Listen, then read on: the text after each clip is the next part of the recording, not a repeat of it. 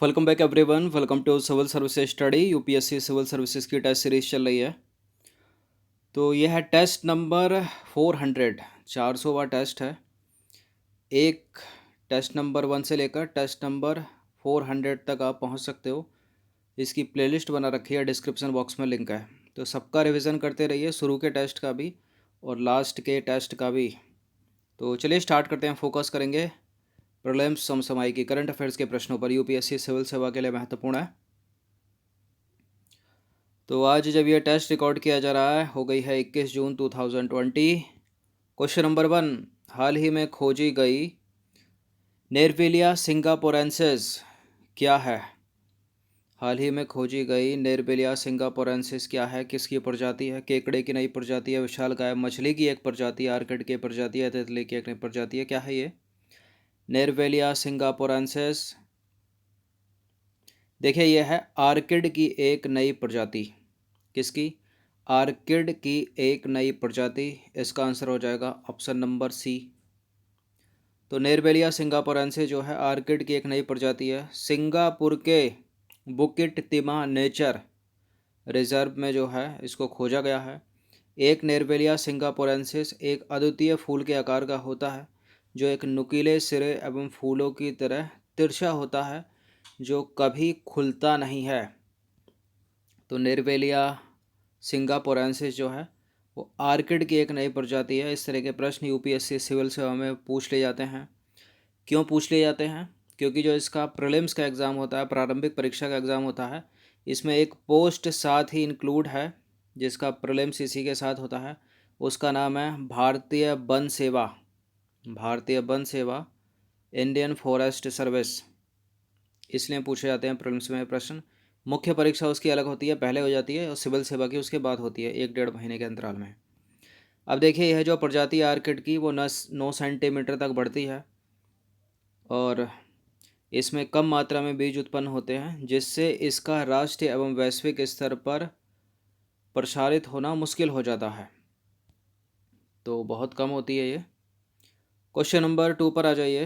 हार्स्यू केकड़े, हार्स्यू क्रैब के संदर्भ में निम्नलिखित कथनों पर विचार करना है। देखिए, अभी 20 जून 2020 को प्रथम इंटरनेशनल हॉर्स्यू क्रेब डे घोषित किया गया। आज 21 यानी कल ही किया गया होगा। हॉर्स्यू केकड़े को वन्य जीव संरक्षण अधिनियम 1972 की अनुसूची 4 में शामिल किया गया है। हॉर्स्यू केकड़े को पकड़ना और मारना अपराध है। हॉर्स्यू केकड़ा क्रैब आपने देखा होगा। देखिए, बिल्कुल कल जो है 20 जून को 2020 को पहली बार इंटरनेशनल हॉर्स्यू क्रेब डे घोषित किया गया। और बिल्कुल हॉर्स्यू केकड़े को वन्य जीव संरक्षण अधिनियम 1972 की अनुसूची 4 में संरक्षण दिया गया है। बहुत सारे जीवों को अनुसूची 1 में दिया जाता है इसकी, हॉर्स्यू केकड़े को 4 में है। हॉर्स्यू केकड़े को पकड़ना और मारना दोनों ही अपराध हैं। ये करेक्ट है, तीनों के तीनों स्टेटमेंट यहाँ पर, पहला भी, दूसरा भी, तीसरा भी। तो इसका आंसर हो जाएगा ऑप्शन नंबर डी, उपरोक्त सभी। तो देखिए, हाल ही में चीन के किंझोउ प्रांत में संपन्न हुई IUCN की हॉर्स्यू क्रैब स्पेशलिस्ट ग्रुप की बैठक में 20 जून 2020 को यानी कल पहला इंटरनेशनल हॉर्स्यू क्रेब डे के रूप में जो है घोषित किया गया है। और हॉर्स्यू क्रेब या केकड़े को 9 सितंबर 2009 को वन्य जीव संरक्षण अधिनियम 1972 की अनुसूची 4 में शामिल किया गया था, जिसके तहत हॉर्स्यू केकड़ों को पकड़ना और मारना दोनों अपराध हैं। तो पहला भी करेक्ट है, दूसरा तीसरा भी करेक्ट है, हॉर्स्यू केकड़ा। क्वेश्चन नंबर 3 पर आ जाइए। इन्होंने अपने संपूर्ण जीवन काल में कई पुस्तकें लिखी। इन्होंने किन्होंने? इन चारों में से, तीनों में से किसी एक की बात हो रही है, जिसमें इनकी पुस्तक the Telangana surplus a case study, क्या है पुस्तक का नाम? The Telangana surplus a case study को अहम माना जाता है। इस पुस्तक ने तेलंगाना राज्य की मांग को आकार देने में प्रभावशाली भूमिका अदा की थी। यह पुस्तक जिनके द्वारा लिखी गई है वे देश के वरिष्ठ अर्थशास्त्री और 1950 बैच के पूर्व IAS अधिकारी थे, जिनका 93 वर्ष की उम्र में निधन हो गया।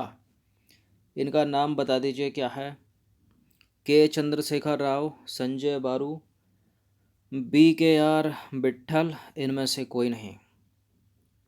तो इसका आंसर जो है काफ़ी आसान है। संजय बारू के इस बारे में सबको पता होगा। के चंद्रशेखर राव कौन है ये भी पता होगा, वो जीवित हैं। इसका आंसर हो जाएगा option number A BPR Vitthal. BPR Vitthal option number A लेखक हैं, इन्होंने पुस्तक लिखी है the Telangana surplus a case study. तो देखिए, देश के वरिष्ठ अर्थशास्त्री और 1950 बैच के पूर्व IAS अधिकारी नाम है इनका BPR विट्ठल। 93 वर्ष की उम्र में इनका निधन हो गया। BPR विट्ठल ने अपने संपूर्ण जीवन काल में कई पुस्तकें लिखी, जिसमें उनकी पुस्तक the Telangana surplus a case study भी है।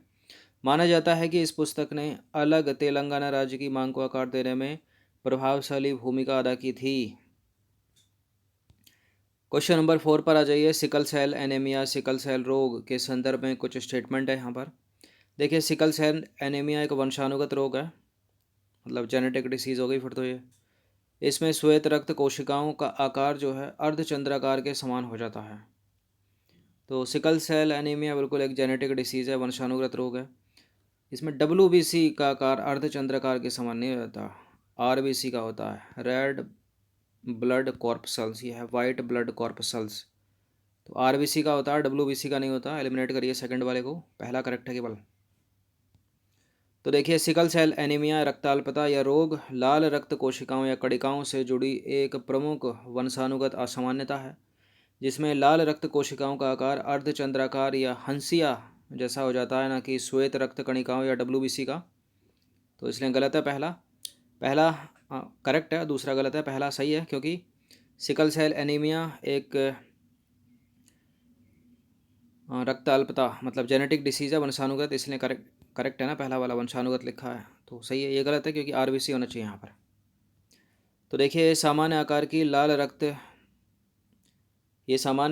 लाल रक्त कोशिकाएं इसमें जो है कठोर तथा चिपचिपी हो जाती हैं और रक्त वाहिकाओं में फंस जाती हैं, जिससे शरीर के कई हिस्सों में रक्त एवं ऑक्सीजन का प्रवाह या तो कम हो जाता है या अवरुद्ध हो जाता है।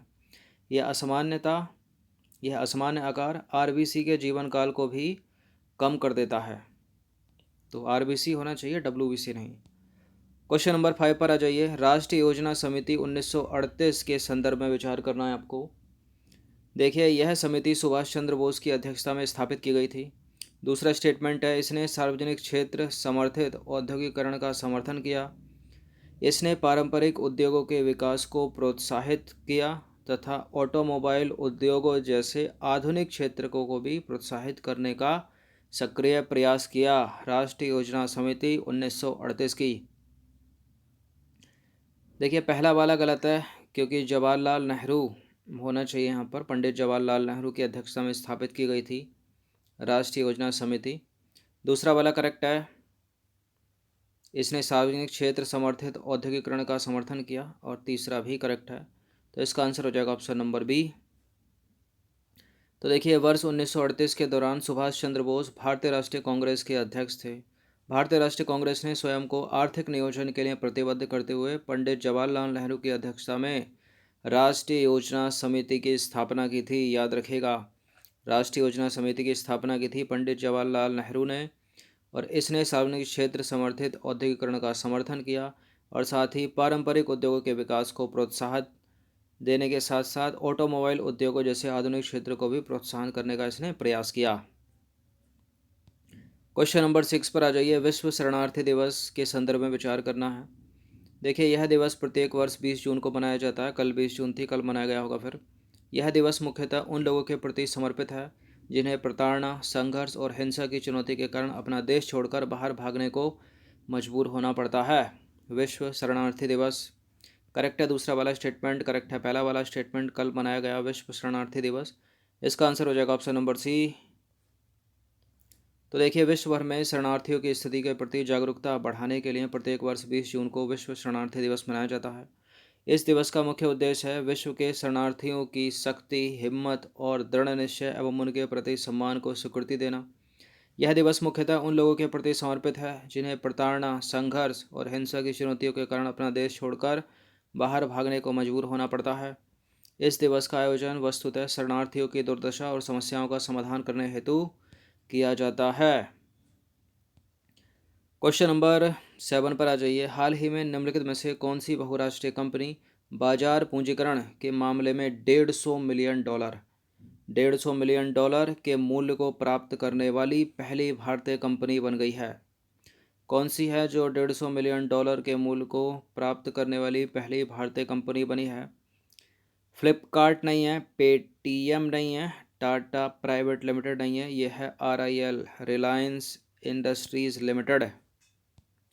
तो देखिए, हाल ही में मुंबई स्थित भारतीय बहुराष्ट्रीय कंपनी रिलायंस इंडस्ट्रीज लिमिटेड बाजार पूंजीकरण के मामले में $150 मिलियन के मूल्य को प्राप्त करने वाली पहली भारतीय कंपनी बन गई है, पहली। विशेषज्ञ मानते हैं कि रिलायंस इंडस्ट्रीज लिमिटेड ने बाजार का आकार आगामी 3 वर्षों में दोगुना हो सकता है। इसके बाजार का आकार आने वाले 3 वर्षों में दोगुना हो जाएगा। और रिलायंस इंडस्ट्रीज लिमिटेड के विकास में सबसे महत्वपूर्ण योगदान है जियो का। किसका? जियो। इसके अतिरिक्त रिलायंस इंडस्ट्रीज लिमिटेड ने स्वयं को पूरी तरह ऋण मुक्त कंपनी घोषित कर दिया है। ये बहुत बड़ी बात है, कोई कंपनी ऋण मुक्त घोषित करना स्वयं को। चलिए, क्वेश्चन नंबर 8 है, संयुक्त राष्ट्र शरणार्थी उच्चायुक्त United Nations high commissioner of refugees UNHCR के संदर्भ में कौन सा सही है? देखिए, यह एक वैश्विक संगठन है जो शरणार्थियों के जीवन बचाने, उसके अधिकारों की रक्षा करने और उनके लिए बेहतर भविष्य के निर्माण के प्रति समर्पित है। इसका मुख्यालय जिनेवा में है, स्विट्ज़रलैंड में, यानी इसकी स्थापना हुई थी 1950 में। और ये सारे के सारे सही हैं। United nation high commissioner of refugee के संदर्भ में पहला भी करेक्ट है, दूसरा भी करेक्ट है, तीसरा भी करेक्ट है, डी भी करेक्ट है। मतलब तीनों करेक्ट हैं तो डी होगा इसका आंसर। उपरोक्त सभी के सभी सही हैं। तो देखिए, संयुक्त राष्ट्र शरणार्थी उच्चायुक्त UNHCR एक संयुक्त राष्ट्र शरणार्थी एजेंसी और एक वैश्विक संगठन है जो शरणार्थियों के जीवन बचाने, उसके अधिकारों की रक्षा करने और उनके लिए बेहतर भविष्य के निर्माण के प्रति समर्पित है। इसकी स्थापना हुई थी 1950 में और इसका हेडक्वार्टर है जिनेवा, स्विट्ज़रलैंड में। इस प्रश्न का उत्तर दीजिए तो निम्नलिखित में से कौन सा कथन सही है? एक शरणार्थी का अभिप्राय ऐसे व्यक्ति से होता है जिसे उत्पीड़न, युद्ध या हिंसा के कारण उसके देश से भागने के लिए मजबूर किया जाता है। अधिकांश शरणार्थियों में नस्ल, धर्म, राष्ट्रीयता, राजनीतिक राय या किसी विशिष्ट समूह की सदस्यता के कारण उत्पीड़न का भय होता है। इसी भय के कारण कई शरणार्थी अपने घर वापस लौट कर ही नहीं आते। उपरोक्त दोनों के दोनों करेक्ट हैं क्या, या इनमें से कोई नहीं? देखिए, बिल्कुल करेक्ट है, पहला वाला स्टेटमेंट करेक्ट है, दूसरा वाला भी स्टेटमेंट, ये दोनों के दोनों सही हैं। तो इसका आंसर हो जाएगा ऑप्शन नंबर सी। यदि आपसे पूछा जाए कि कौन है शरणार्थी, इंटरव्यू में पूछा जा सकता है कौन है शरणार्थी, तो एक शरणार्थी का अभिप्राय ऐसे व्यक्ति से होता है जिसे उत्पीड़न, युद्ध या हिंसा के कारण उसके देश से भागने के लिए मजबूर किया गया है। और अधिकांश शरणार्थियों में नस्ल, धर्म, राष्ट्रीयता, राजनीतिक राय या किसी विशिष्ट समूह की सदस्यता के कारण उत्पीड़न का भय होता है। और इसी भय के कारण कई शरणार्थी अपने घर वापस लौटकर नहीं आ पाते। अब देखिए, हाल ही में एक रिपोर्ट आई है, हाल ही में आई संयुक्त राष्ट्र शरणार्थी उच्चायुक्त United nation high commissioner of refugee की हालिया रिपोर्ट के अनुसार वर्ष 2019 के अंत तक लगभग 79.5 मिलियन लोग, कितने? 79.5 मिलियन लोग विभिन्न कारणों से विस्थापित हुए, जो कि वैश्विक आबादी का लगभग 1% है। इसमें से अधिकांश बच्चे थे। क्वेश्चन नंबर 10 पर आ जाइए। पूर्ण सूर्य ग्रहण, टोटल सोलर एक्लिप के संदर्भ में निम्न कथनों पर विचार करना है। देखिए, पूर्ण सूर्य ग्रहण तब होता है जब पृथ्वी, सूर्य तथा चंद्रमा एक सीधी रेखा में होते हैं। इसके कारण पृथ्वी के संपूर्ण भाग पर पूरी तरह अंधेरा छा जाता है। संपूर्ण भाग पर पूरी तरह अंधेरा छा जाता है। यह स्थिति तब बनती है जब चंद्रमा पृथ्वी के निकट होता है। देखिए, होता है। टोटल सोलर एक्लिप के संदर्भ में पहला वाला करेक्ट है। पूर्ण सूर्य ग्रहण तब होता है जब पृथ्वी, सूर्य एवं चंद्रमा एक सीध में होते हैं और इसके कारण पृथ्वी के संपूर्ण भाग पर पूरी तरह अंधेरा नहीं छाता, बल्कि आधे भाग पर पूरी तरह अंधेरा छा जाता है। गलत है दूसरा वाला स्टेटमेंट, तो एलिमिनेट करिए, जहाँ जहाँ दो वो नहीं होगा। यह स्थिति तब बनती है जब चंद्रमा जो है वो पृथ्वी के निकट होता है। तीसरा वाला करेक्ट है, 1 और 3 करेक्ट है, तो सी हो जाएगा इसका उत्तर। तो देखिए टोटल सोलर एक्लिप्स पूर्ण सूर्य ग्रहण तब होता है जब पृथ्वी, सूर्य तथा चंद्रमा एक सीधी में रेखा, तीनों एक सीधी रेखा में होते हैं और इसमें बृहद ज्वार आते हैं। इस समय ऐसी स्थिति जब होती है, इसके कारण पृथ्वी के एक भाग पर पूरी तरह अंधेरा छा जाता है। तो संपूर्ण भाग पर नहीं छाता, एक भाग पर पूरी तरह अंधेरा छा जाता है, इसलिए करेक्ट है पहला, और दूसरा वाला गलत है। यह स्थिति तब बनती है जब चंद्रमा पृथ्वी के निकट होता है और सूर्य, चंद्रमा और पृथ्वी के एक सीध में होने के कारण जो लोग पूर्ण सूर्य ग्रहण को देख रहे होते हैं वे इस चंद्रमा की छाया क्षेत्र के केंद्र में होते हैं। अब देखिए ग्रहण का अर्थ क्या है, एक तरह से पूछा है ग्रहण क्या होता है, क्या है ग्रहण का अर्थ, कैसे होता है। तो देखिए ग्रहण एक प्रकार की महत्वपूर्ण खगोलीय घटना है। यह मुख्यतः तब घटित होती है जब एक खगोलकाय जैसे कि चंद्रमा अथवा ग्रह, खगोलकाय या खगोल पिंड जैसे कि चंद्रमा हो गया या कोई ग्रह हो गया, किसी अन्य खगोलकाय या पिंड की छाया के बीच आ जाता है। पृथ्वी पर मुख्यतः दो प्रकार के ग्रहण होते हैं, पहला सूर्य ग्रहण सोलर एक्लिप्स और दूसरा चंद्र ग्रहण लूनर एक्लिप्स। तो ये कुछ आसान सी चीज़ें, अच्छे से इसका रिवीजन कर लेना और पता होनी चाहिए सबको। तो ये 10 प्रश्न थे इंपॉर्टेंट, अच्छे से इसका रिवीजन करते रहिए। अगर ये टेस्ट पसंद आता है तो एक लाइक जरूर करके जाइएगा और इस टेस्ट सीरीज से जुड़ने के लिए आप चैनल को सब्सक्राइब कर सकते हो। धन्यवाद।